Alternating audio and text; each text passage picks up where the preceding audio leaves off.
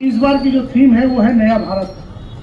कहाँ टाइम लिख रहा है? और नया भारत किसके लिए कि 2047 तक जब आज़ादी के 100 साल पूरे होंगे तब तक इस देश को विकसित राष्ट्र बनाना है। ये एक सरकार की थीम है। तो हर बार जो थीम होती है उसी पे हम चर्चा करते हैं। तो आप जैसा कि जानते हैं कि नया भारत की परिकल्पना है क्या और ये कब से शुरू हुई? ये शुरू हुई 1947 से। तो शुरू में जब देश आज़ाद हुआ तो कुछ नए IITs आए, नए शहर बसे, जिसमें सिंधरी जैसा शहर था, ऐसे कई शहर बसे।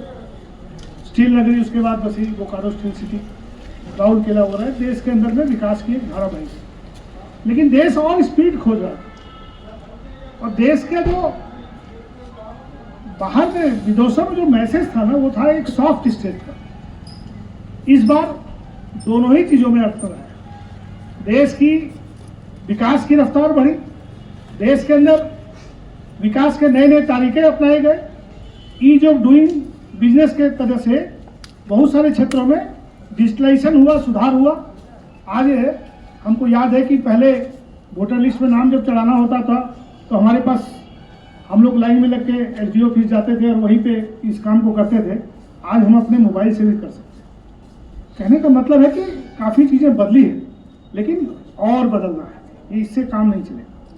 इन चीज़ों को और ट्रांसपेरेंट करना है ताकि जो बातें उठती हैं वो ना उठे, लेकिन साथ ही साथ जो चीज़ें बदली है उनको अप्रिशिएट करना चाहिए हम लोगों को। और एक चीज़ हुआ है इस वर्ष जो काफ़ी बेहतर है, जो सॉफ्ट स्टेट का जो तगमा था हमारे ऊपर कि भारत कभी प्रतिक्रिया नहीं देता है। इस वर्ष भारत ने हमारे पड़ोसी मुल्क को, जो लगातार देश के अंदर कोई ना कोई ऐसा कार्य करता था जिससे हमारी एकता को खतरा होता था, उसको देश ने मैसेज दिया है। ये मैसेज छोटे लेवल पे ही दिया है, लेकिन वो कड़ा मैसेज है, पूरे विश्व के लिए मैसेज है। इसलिए विश्व की बहुत सारी शक्तियां उनको दिक्कत हो रही कि भारत जो कल तक एक सॉफ्ट स्टेट का दर्जा रखता था, आज किस तरह से अपने आप को बदला है, किस तरह से अपने काम करने के तरीके को, जवाब देने के तरीके को उसने बदला है। और विश्व की महाशक्तियों को जवाब देता है। वो ऐसी महाशक्ति जो सिर्फ अपने मतलब के लिए हमारे साथ जुड़ी रहती थी, जिसका अपना स्वार्थ था, कहीं उसका स्वार्थ हर्ट हुआ तो आज वो विरोध में खड़े हुए हैं। लेकिन हमारे देश में चाहे पक्ष हो, चाहे विपक्ष हो, चाहे देश का हर व्यक्ति हो, हर व्यक्ति ने मैसेज दिया है, संदेश दिया है पूरे विश्व को कि हम किस नीति पे चलेंगे। और ये संदेश शुरू से चल रहा है, क्योंकि 47 से लेकर 2025 तक आप गौर करेंगे कि हमारा देश हमेशा गुटनिरपेक्ष देश रहा। हम लोग किसी एक पक्ष पाले में नहीं रहे। हम हथियार किसी से लेंगे, खाना किस भोजन की कमी होगी तो किसी से लेंगे, मशीनरी किसी से लेंगे, लेकिन हमारा तरीका हमारा अपना रहा है।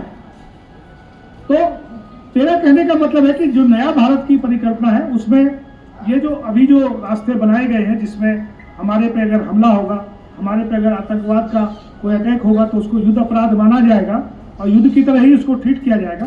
तो सरकार ने सॉफ्ट स्टेट से एक ब्रॉड वे में देखा जाए तो एक कड़े मुल्क जो अपनी प्रतिक्रिया अपने ऊपर हुए हमलों पे तत्काल देता है, उसका एक मैसेज दिया। दूसरी बात, हम लोग जो आज इस अस्पताल के प्रांगण में बैठे हैं या खड़े हैं हम लोग यहाँ पे, तो हम लोग का मकसद क्या था?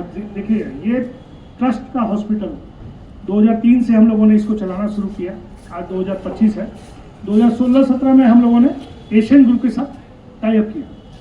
जब उसके पहले जब अस्पताल चलाते थे तो यहाँ सुविधाएं नहीं थी, लेकिन अब सुविधाएं बढ़ी हैं। धनबाद में पहला कैथलैब यही लगा। धनबाद में मॉड्यूलर OT की स्थापना सबसे पहले यही हुई। बीच में थोड़ी स्पीड कम हो गई है अभी डेवलपमेंट। हम लोग प्रयास कर रहे हैं कि यहाँ और सुविधाएं बढ़े और लोगों के लिए इलाज की व्यवस्था हो, साथ ही साथ वो इलाज कैसे किफ़ायती हो उसका भी प्रयास करना है। हम लोगों ने कई योजनाएं शुरू की हैं। अगर जैसे आप जानते होंगे कि डायलिसिस पेशेंट को यहाँ पे 600 रुपये का डिस्काउंट प्रति डायलिसिस हम लोग देते हैं, नगद छूट देते हैं। वो ट्रस्ट की तरफ से दिया जाता है। जितने लोग डायलिसिस कराने के लिए आते हैं उनको ट्रस्ट की तरफ से 600 रुपये प्रति डायलिसिस, माने एक व्यक्ति महीने में 10 डायलिसिस कराता है लगभग, जिसको आवश्यकता होती है। तो 6000 रुपये की नगद छूट ट्रस्ट उसको देता है और हम उसका भुगतान अस्पताल को करते हैं, एशियन ग्रुप को करते हैं। कहने का मतलब है कि हमारा जो मकसद है वो ये है कि धनबाद में विश्व स्तरीय स्वास्थ्य व्यवस्था हो और साथ साथ वो किफ़ायती हो। उसके लिए हम लोग और भी कुछ कदम उठा रहे हैं। जैसे आपको सबके बीच में जानकारी दे दें, और ये जानकारी शायद अभी चूँकि यहाँ पे हमारा कार्डियक सेंटर पूरी तरह से ऑपरेटिव नहीं हुआ है, जो नई मशीनें लगी हैं, आने वाले समय में प्रति महीने जो कमज़ोर वर्ग के लोग होंगे, जो हमारे ट्रस्टी से रिकमेंडेशन लेके आएंगे, उनका हार्ट का ऑपरेशन फ्री ऑफ कॉस्ट करेंगे। महीने में कम से कम 5। आप सब जानते हैं कि ये जो ऑपरेशन होता है कितना महंगा होता है, किसी गरीब के लिए कितना तकलीफें होता है, और किसी सरकारी अस्पताल में इसकी सुविधा नहीं। तो हम लोगों ने देखा कि जो कमज़ोर वर्ग के लोग हैं, जो गरीब हैं, जिनकी बेसमय मौत हो जा रही है, इसी के चलते उनको एक हम लोग सहूलियत के लिए 5 ऑपरेशन प्रति महीने के हिसाब से साल के 60 ऑपरेशन होते हैं। 1 स्टंट लगे, 2 स्टंट लगे, जो भी होगा उसकी हम लोग एक पैकेज सिस्टम पे रहेगा, वो हम लोग फ्री ऑफ कॉस्ट उनका करेंगे। कहने का मतलब ये है कि ये अस्पताल सिर्फ कमाने का साधन नहीं है। इस अस्पताल में जो ट्रस्ट जुड़ा हुआ है उसका मूल मंत्र है कि हम यहाँ आने वाले मरीजों को, जो भी कमजोर वर्ग के लोग हो, जो भी यहाँ के धनबाद वासी हो, जिनको मदद की आवश्यकता हो, उनको हम लोग मदद करते हैं और कुछ नया, कुछ बेहतर करने का प्रयास करते हैं। आपको 2-3 उदाहरण और देंगे हम। एक आप देखे होंगे यहाँ जीवन रेखा ट्रस्ट की 2 एम्बुलेंस भी लगी है, आप लोग देखते होंगे 2 लगी हुई। एक कार्डियक एम्बुलेंस है जो आईसीयू एम्बुलेंस जिसको बोलते हैं, और एक नॉर्मल इको एम्बुलेंस है। हम लोगों ने जो इको वाली एम्बुलेंस, जो नॉर्मल एम्बुलेंस है, उसके अंदर भी मॉनिटर की व्यवस्था की, बड़ा उसके अंदर सिलेंडर लगवाया गैस ऑक्सीजन का, ताकि 8 घंटे भी जाना पड़े छोटे एम्बुलेंस पे भी, तो 8 घंटा भी उसको पूरा ऑक्सीजन मिले, ऑक्सीजन की कमी नहीं हो। उसके अंदर मॉनिटर लगे हुए हैं, आप उसके अंदर छोटे मोटे इक्विपमेंट्स और लगा सकते हैं, पाइप वगैरह जैसे, या कुछ इंजेक्शन वगैरह के आइटम्स कुछ लगा सकते हैं उसमें, जो पेशेंट को जाने में दिक्कत नहीं हो। इसके अलावा आईसीयू कार्डियक एम्बुलेंस हमारे पास है, जो आपको शायद मैं बता दूं कि जब भी इसके आसपास के क्षेत्रों में प्रधानमंत्री आए या उच्च स्तरीय अभी राष्ट्रपति आई थी, तो हमारी एम्बुलेंस को स्पेशली बुलाया गया कि आपकी एम्बुलेंस परफेक्ट है। कहने का मतलब यह है कि हम लोग प्रयास कर रहे हैं कि जो भी सुविधा हम आपको मुहैया कराएं ट्रस्ट की तरफ से, वो बेहतर कराएं, और अस्पताल भी इसमें हमको सहयोग करता है, क्योंकि ये तो इवेंट एक का मामला है। जब अस्पताल सहयोग करता है तभी हम उसको पूरा कर पाते हैं। तो यहाँ की जो टीम है और हमारा जो आर्थिक सहयोग होता है, जो हमको हम ट्रस्ट की तरफ से अस्पताल में करते हैं, उसके चलते एक बेहतर कोऑर्डिनेशन बनता है, माहौल बनता है। तो मेरा यही कहना है कि आने वाले समय में हम लोग हर वर्ष ये बात कहते हैं कि सामने वाले एरिया में अस्पताल बने। हम लोग प्रयास में लगे हुए हैं, शायद इस साल, अगले साल के पहले तक इसकी शुभारंभ हो जाए, शुरुआत हो जाए।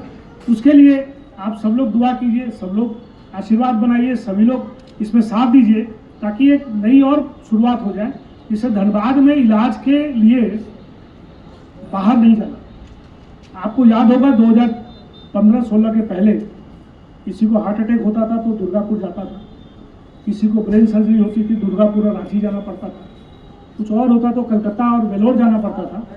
आज मैं ये कह सकता हूँ, जो शुरुआत हम लोगों ने 2016 में यहाँ पीके एशियन के साथ लग के जो पहले ही शुरुआत यहाँ हुई, वो ये हुई कि कोई भी ट्रॉमा सेंटर हार्ट का हो, चाहे एक्सीडेंटल केस हो, किसी भी तरह का मामला हो, पेशेंट वापस नहीं जाता है।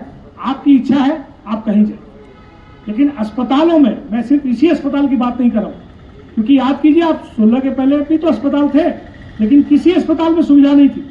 लेकिन उसके बाद आप आज 2025 में देख लीजिए, पिछले 10 सालों में ही धनबाद में कई बड़े अस्पताल और खुल गए और सब में सुविधाएं बढ़ोतरी हुई और एक कंपटीशन का माहौल हुआ, जिससे रेट जो है उसकी कंपिटिटिव रही। आज अब जब इलाज कराने के लिए जाते हैं आप पूछ सकते हैं भैया इसका पैकेज क्या है बताओ। अगर एक अस्पताल होता तो आप नहीं पूछ सकते थे, वो जो बोलेगा वो होगा। क्योंकि मुझे याद है जब सूरत शहर में मेरे एक दोस्त को हार्ट अटैक हुआ, वहाँ सिर्फ एक अस्पताल,